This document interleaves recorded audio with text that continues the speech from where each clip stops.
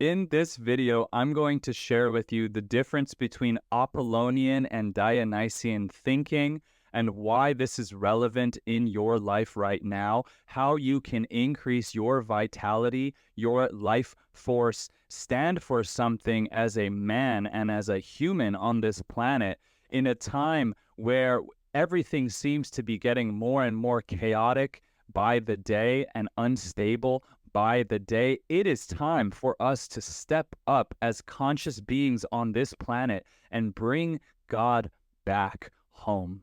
So thank you so much for being here. If you're new to the channel, my name is Thor. This is Thorganic, where we talk everything about consciousness, spirituality, love, and freedom. Let's jump right into the video. In 1882, Neitzche said, God is dead. And the reason why Neitzche said God is dead is because we moved out of Apollonian thinking into Dionysian thinking. And the world has become more and more Dionysian year after year since that point. So if you are not too familiar with these concepts, let me explain them in a very quick way for you. So Apollo is the Greek god of light. Apollo is the god of higher order, higher thinking, and higher structure, okay?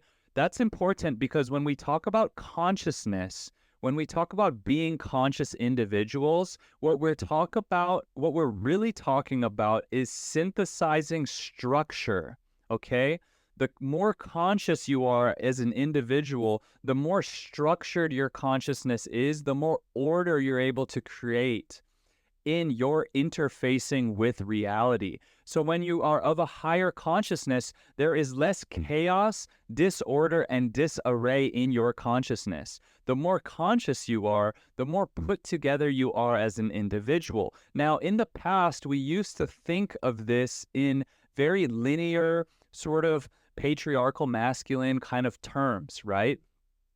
But there was reason for certain ways of being. For example, it wasn't that so long ago, maybe 30, 40, 50 years, where every man would wear a suit. Now, why would he wear a suit? The reason why men would wear suits is not because they wanted to be businessmen necessarily. It's not because they wanted to necessarily look a certain way. I'm sure there's a layer of social conditioning and also fitting into the social culture at the time, but the underlying energy of wearing a suit is to structure your consciousness. It's to wear the external representation of being put together so that you are more attuned in your body temple, in your consciousness, in your mind. You are more attuned to living your life and showing up in the ways that you are being called to show up in. So this orderly structure that we used to have in the past, right? There was certain dogma, there were certain standards of what it meant to be a man. These things have been sort of demonized and rejected in the culture right now, in the collective culture right now, and for the last couple of years, because we've gone out of Apollonian ways of thinking and we've gone more into Dionysian ways of thinking. So Neitzche in 1882 saying God is dead means that we've lost our moral compass and we've gone out of Apollonian structure into Dionysian chaos. Dionysus is the Greek god of chaos, the god of hedonism, and the god of wine and worldly pleasures. And ever since about, the 60s, right, when we started to have plant medicine influence our culture, we had to let go of a lot of the Apollonian structure. But what we find ourselves in now is we find ourselves way too deep in the Dionysian chaos. And so we have to reel it back. And so now there is a new movement forming in the collective consciousness that is bringing God back home. We have gone the route of hedonism. We have now lived through a time where you can eat any Pop-Tarts you want to eat. You can eat any piece of inflammatory, dehydrating, toxic, Roundup-filled food that you want. You can get all the surface level pleasure you want and ultimately still feel empty inside. We are realizing this now. Look, at the end of the day, freedom isn't free. And from an American perspective, they'll say freedom is about protecting the country and all this stuff, but I don't think it necessarily has to do with that. Freedom isn't free is a concept that I have come up with in my own consciousness. I'm sure someone else has come up with it in some way in their consciousness as well. But what I say is freedom isn't free because freedom comes from order. When you have order, when you have structure, then you have true freedom.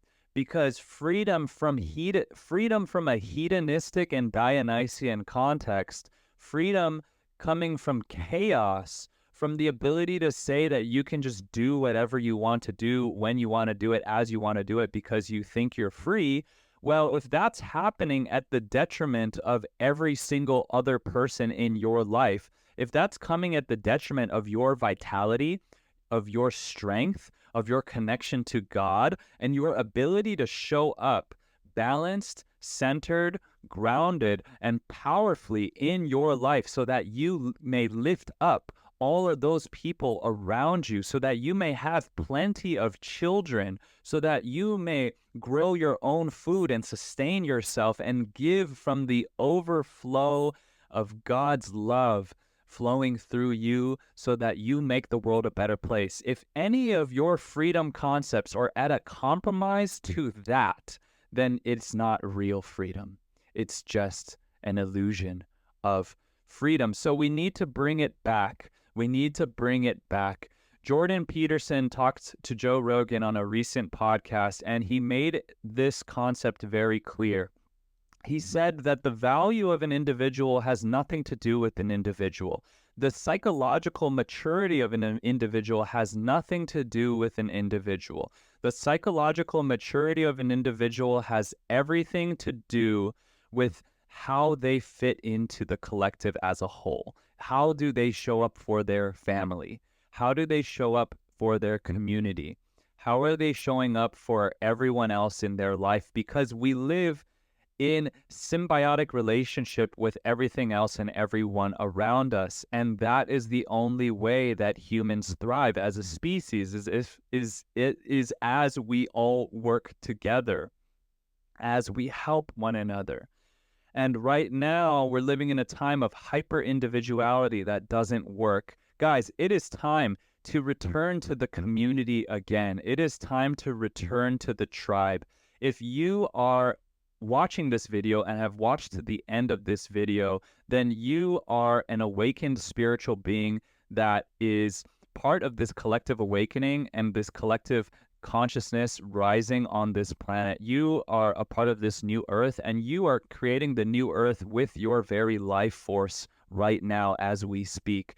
And what better way to do that, to live this life and to become the embodiment of your higher self, than to do that with a community of like-minded spiritual people together. Guys, if you click the links in the description down below, you can join our community of light workers that are manifesting not only financial abundance, but are manifesting the embodiment of the totality of our human potential together in community, supporting each other on our journey to break past the trauma, to break past the ancestral blocks, to break past our limiting beliefs, and to come together to create a new earth together, a new earth where our children can be raised in community with support from one another, where we can grow food and feed each other and sustain ourselves. Life is going to get a lot more challenging as we move into more and more chaos in the external world, but that does not mean that has to be your reality. Our reality is up to us because we are the creators of our reality, and the primary importance that we focus on is ourselves and each other. If we come together, we can much easier help each other to become the best versions of ourselves. So thank you so much for watching this video. My name is Thor. This is Thorganic. Smash the like button, subscribe to the channel, and click on the next video to keep tuning into this frequency. I'm so grateful for you. Thank you so much for spending this time with me today. And wherever you are in the world, may you be happy, may you be loving, may you be peaceful, and may you be free. I'll see you on the next video. Aloha.